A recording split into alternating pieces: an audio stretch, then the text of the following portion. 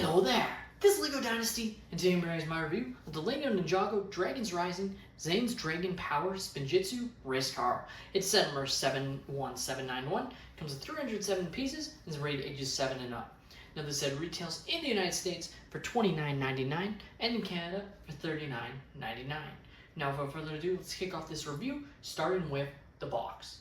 As you can see on the front of the box, you have Zane racing off in his race car, facing off against the Imperium with Cole at his side to help him out. So definitely pretty nice there. Flipping your set around, you can see some of the main play functionalities of the set, which is pretty nice and is what we will get into, but still overall very cool. Taking a look at the manual here, you can see rendered image. On this particular set, they've gone with sort of a tan sort of on the background. Particularly makes it look a lot worse. Overall, I find that these rendered images just do not do the sets justice at all these days, especially when we used to always get the box art reprinted onto these sets. Just a cost-cutting measure from LEGO. The manual itself doesn't take away anything from the building experience. It is still your typical LEGO manual, but I'm always going to call it out because at the end of the day, it's all to just save what amounts to pennies based on what they produce each year and what they sell the sets for. Now this set does have advertising in the back of the set. What's most interesting to me about this advertising is you have a lot of sets that launched either a long time before or a while before, so just interesting some of their advertising decisions. It's not very consistent at all, but you know, some sets that are for younger generations get advertising, some don't. Some will, you know, reference sets that they released alongside, and some will be, you know, sets that are released long before it. So just interesting, something that I've noticed there. Now here is your extra pieces. As you can see, you're left with quite a few, including some very nice ones, such as an extra katana piece, which is definitely pretty nice there. Take a look at our first minifigure. We have Zane, and gotta say, this is an absolutely fantastic minifigure. The printing detail on him alone is just outstanding. Going from the torso to the belt to the leg printing, even foot printing there. No side arm or side leg printing, but still fantastic figure. He does have the sort of sheath piece here, so you can put his swords in the back there, which is definitely pretty nice and it looks really cool. As you can see, like that. Of course, push it in a little bit more just so it looks a little bit more normal, but definitely pretty nice there.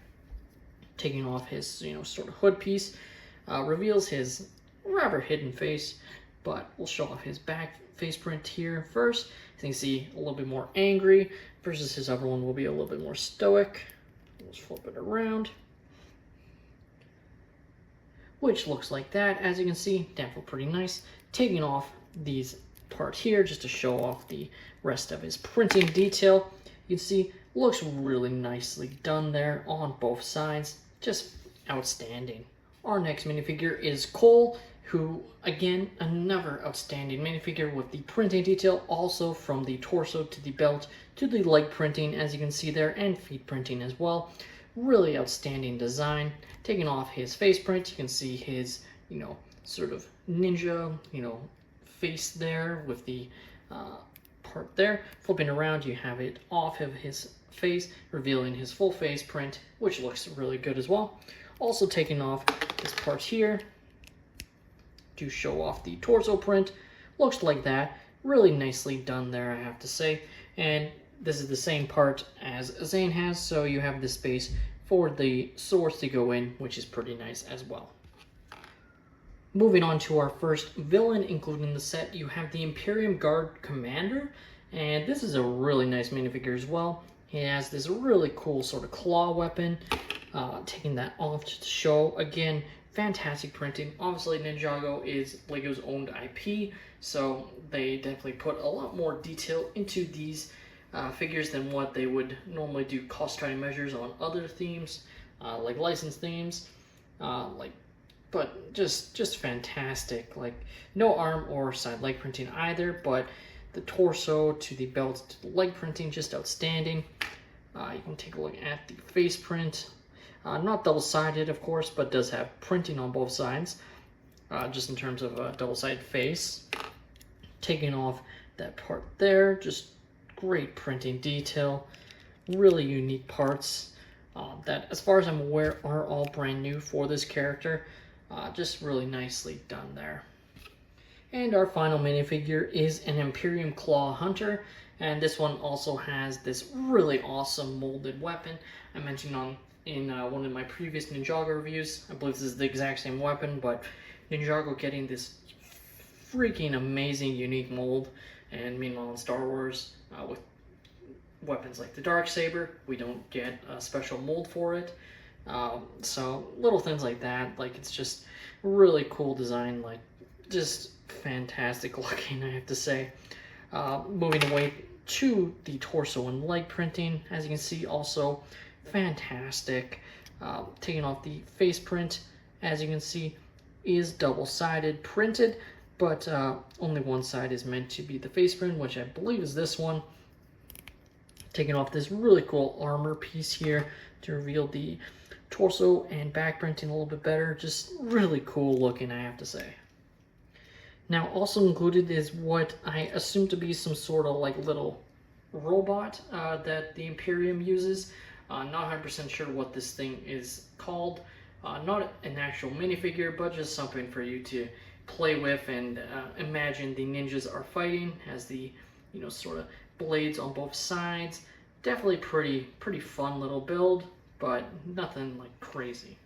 Now, moving on, we also have these two built little platforms that you can place the Imperium guards on. So this is what they, I guess, use to transport each other. And as you can see, it has spinning ability. I mean, you can sort of spin it, I guess. Might be easier if you have smaller hands, just to really make it spin, but like that's fun. And I'm sure kids would absolutely really like this feature. There we go. You can kind of get a better idea. Like there, so you can have them, you know, battling it out. So that is a pretty okay feature. Does have nice sticker detail on both of these, as you can see. Of course, would have loved if those were printed elements instead of stickers. Now moving on to the Dragon Power Spinjitzu race car, and just want to say, it looks really cool, and that's what drew me to the set. Now what is a little bit disappointing is you see all this detail, and it's all stickers, none of it is printed, and that's something that I think Ninjago has lost.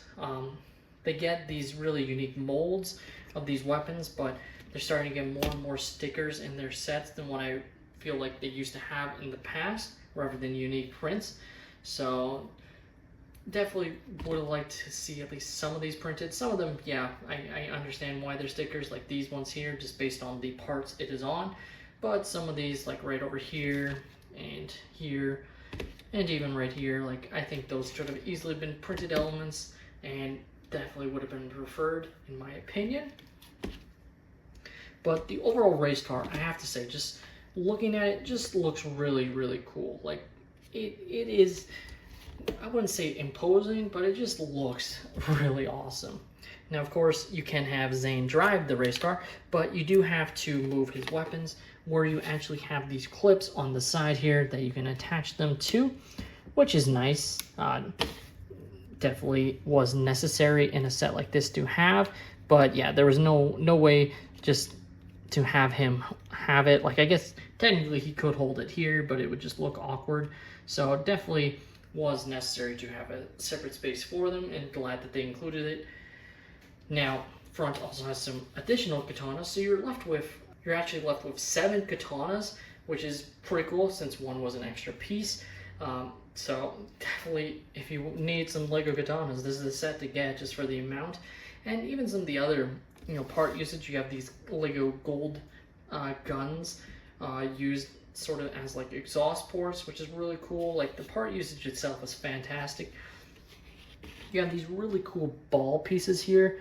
They're like in the past, this part was used for like globes, I believe, and it adds to the detail, and it looks really cool on the side there. You have some more exhaust on here, some more detail. Taking a look at the back, looks just really cool. As you can see, obviously, it is on wheels, so it moves quite well on smooth surfaces. Probably would work fine on carpet as well. So definitely nice there. Now, there is no flick fire missiles or stud shooters, which I personally prefer in a set like this. Obviously, Ninjago, they're not really using guns. Like, they would get mowed down as ninjas if they had to face guns all the time. So, actually, kind of prefer that it doesn't have that, but it might be a lost feature to some, as that has become quite a standard thing on these sort of battle vehicles. Having said that, I still think this one looks really cool, and yeah, like, that's all there is to it. Another really cool play functionality is you can push these down, and then it is rolling on these globe pieces that I was mentioning. So rather than the wheels, it kind of moves them up, which is pretty fun. It's probably not going to show that super well on just this, but basically they are now rolling only on this. And of course, to fix that, all you gotta do is push it back up, and the wheels are back in motion, as you can see, moving along. And then of course, to fully put it back in place, you just move up this back sort of spoiler piece. Obviously you don't have to, it's not gonna like move on its own, but just for the design purpose, you have to move it back there. The LEGO Ninjago Dragons Racing Zane's Dragon Power Spinjitzu race car, man, that's a mouthful, is an overall pretty good LEGO Ninjago set, in my opinion. It has some absolutely fantastic minifigures, and at its price point, I don't think you can go wrong with this set. Definitely a very unique LEGO Ninjago set, in my opinion, with it being, you know, a race car essentially, that just looks really cool and has some fun playable features and has some great part usage with the gold mixed in with sort of the teal blue and white. Like, it really pops, and I think that is also a pretty nice just look of the set. Like, I think if the set was a different color, it might not look as good, if that makes any sense. Like, I just think the color scheme they chose really pops, and obviously it's meant to match Zane's outfit, but it works for this vehicle.